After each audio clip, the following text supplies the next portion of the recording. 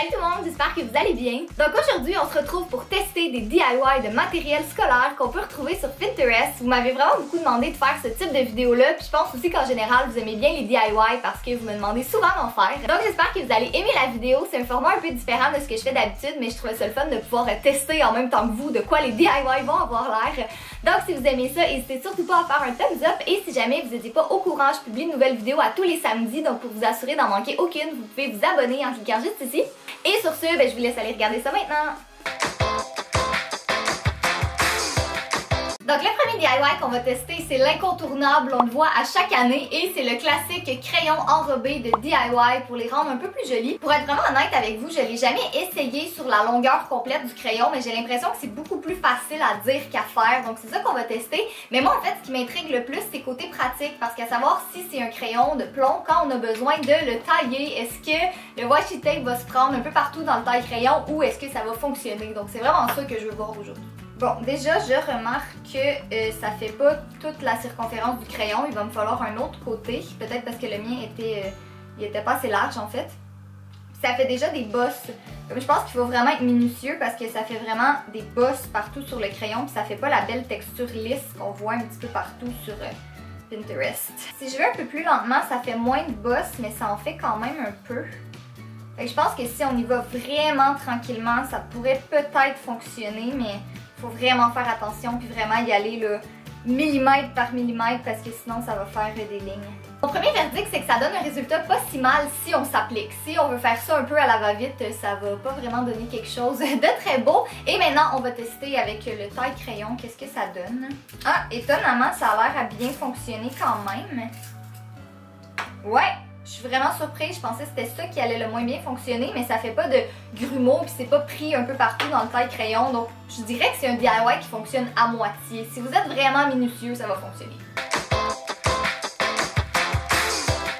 Si on passe maintenant au prochain DIY, vous avez sûrement vu ce design-là un peu partout sur Pinterest, mais le principe c'est de mettre une lettre ou un motif et de venir dessiner des petits points un peu tout alentour, donc ça va venir en créer le contour et ça va donner quelque chose de super beau comme vous pouvez voir à l'écran en ce moment. Je sais pas pourquoi, mais encore là j'ai comme une impression que c'est plus facile en théorie que de le faire parce qu'il faut vraiment qu'il y ait le bon nombre de poids pour que ce soit joli, mais bon, c'est ce qu'on va voir à l'instant. Donc évidemment je vais prendre le C pour Catherine parce que j'ai pas vraiment d'inspiration de quelle autre lettre est-ce que je pourrais mettre.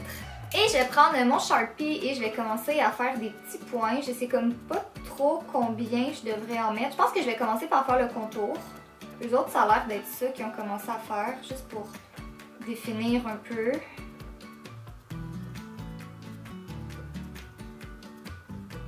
Je crois que j'ai pas mal terminé le design de base. Je vais peut-être avoir des petits ajustements à faire après, mais à date, je trouve que ça donne un bon résultat. Mais pour voir si c'est potable, si c'est joli, ben il va juste me rester à enlever la lettre. Bon, déjà ça commence pâle parce qu'elle est vraiment très collée puis j'arrive pas du tout à l'enlever. Je pense que je vais prendre une pince à sourcils pour m'aider un peu. Ah, voilà. Je pense que j'avais juste besoin d'un petit pouce pour le décoller. Honnêtement, je suis vraiment surprise du résultat que ça donne. Je pensais pas que dès la première fois, ça allait donner quelque chose qui était quand même joli comme ça. C'est sûr qu'il manque peut-être un petit peu de points sur les côtés là, pour le définir un peu plus. Mais autrement, je trouve que c'est quand même beau. Je sais pas pour vous, mais moi je trouve que pour un premier essai, c'est quand même pas si mal. Donc on peut dire que c'est une réussite. Le troisième DIY que je voulais tester avec vous, j'étais vraiment surprise puis il m'intrigue énormément, mais c'est une trousse à crayon que vous allez faire avec un sac Ziploc et du duct tape. Donc en fait, tout ce que vous devez faire, c'est de prendre du duct tape et de venir le coller alentour du sac Ziploc. C'est ça qui va venir le solidifier un peu et c'est avec le haut qui va faire l'ouverture de la trousse. Donc commençons tout de suite. Alors, eux, la première étape qu'ils faisaient, c'était vraiment de le coller en haut complètement.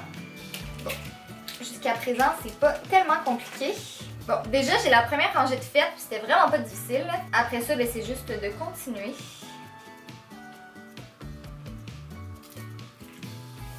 La dernière étape qui me reste à faire, ça va être de couper le bas du sac et de venir rajouter du tape rose par en dessous, comme pour venir s'assurer que ce soit bien fermé, puis pas que ma trousse soit grosse comme ça, parce que ce serait un petit peu exagéré.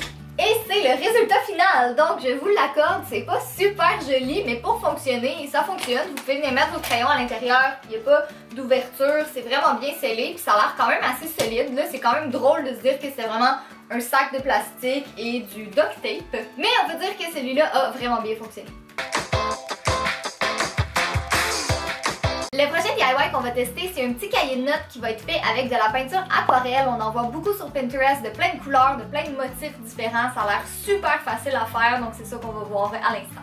Je pense que le plus difficile de ça, ça va vraiment être de choisir quelle couleur je vais utiliser. Mais je vais y aller avec du rose, évidemment. Je vais commencer avec celui-là. Fait que dans le fond, la peinture aquarelle, c'est plus t'as d'eau, plus la couleur est diluée, puis moins t'as d'eau, plus c'est foncé. Fait que je vais essayer d'y aller avec un petit dégradé. Puis là, je remarque que mes pinceaux sont pas de très bonne qualité parce qu'il y a des petits poils de pinceau un petit peu partout sur mon cahier. C'est pas très joli. Je vais y aller avec le bleu parce que je trouve que la couleur était vraiment jolie. Puis les trois couleurs ensemble, ça se mélange déjà assez bien. Le seul problème, c'est qu'il faut faire vraiment attention à la quantité d'eau qu'on met parce que, étant donné que c'est du papier, j'ai peur que ça gondole un peu puis que ça fasse un effet un peu bizarre quand ça va sécher. Mais là, j'essaye de l'éponger un petit peu avec mon pinceau. Là, je vais essayer de rajouter un peu d'eau pour voir si je peux pas mélanger les couleurs ensemble parce que ça n'a pas l'air de tellement se mélanger. Ça a l'air de faire vraiment un clash entre chaque couleur. Faudrait que j'estompe. Je sors la youtubeuse de beauté en moi. Bon, c'est sûr que c'est quand même long à faire parce que même si on n'a pas vraiment besoin de s'appliquer, je crois qu'inconsciemment on veut le faire quand même parce qu'on veut que ça donne quelque chose de joli. L'avantage avec ça, c'est que vous n'avez pas besoin d'être un artiste hors pair pour que ça fasse beau parce que je pense que c'est un peu l'effet brouillon puis un peu n'importe comment qui donne justement le résultat qu'on voit en ce moment. Alors c'est ça le résultat final. Moi, à mon humble avis, je trouve que c'est vraiment joli. C'est le genre de cahier que j'aimerais ça avoir si j'allais à l'école. Je pense que ce serait encore plus beau si on mettait comme des autocollants ou si on rajoutait, je sais pas, peut-être la première lettre de notre prénom ou quelque chose comme ça, mais même avec rien, je le trouve assez joli. Puis sérieusement, je pense que ça a été le DIY que j'ai vraiment préféré faire. C'était super relaxant, puis c'était facile à faire, c'était pas trop compliqué, puis ça donnait quasi le même résultat que ce qu'on voyait sur Pinterest. Donc celui-là aussi, c'est une réussite. Donc voilà tout le monde, c'est tout pour la vidéo. J'espère vraiment que vous avez aimé ça. Vous me direz dans les commentaires si vous avez aimé ce format ou si vous préférez le format un peu plus DIY classique comme je fais à l'habitude. Moi en tout cas, j'ai vraiment aimé ça, faire ça un petit peu différent parce que ça m'a permis de tester vraiment en même temps que vous si les choses qu'on voit sur Pinterest, c'est aussi facile à dire qu'à faire. Si jamais vous avez envie de voir plus de vidéos de moi, vous pouvez vous abonner à ma deuxième chaîne avec mon copain, c'est Kat et Jay. Je vous ai mis le lien juste ici. Et j'ai également un Facebook, un Instagram et un Twitter si vous avez envie de me suivre dans mes aventures de la vie de tous les jours. Donc encore une fois, un gros merci d'avoir regardé et nous on se revoit bientôt. Bye!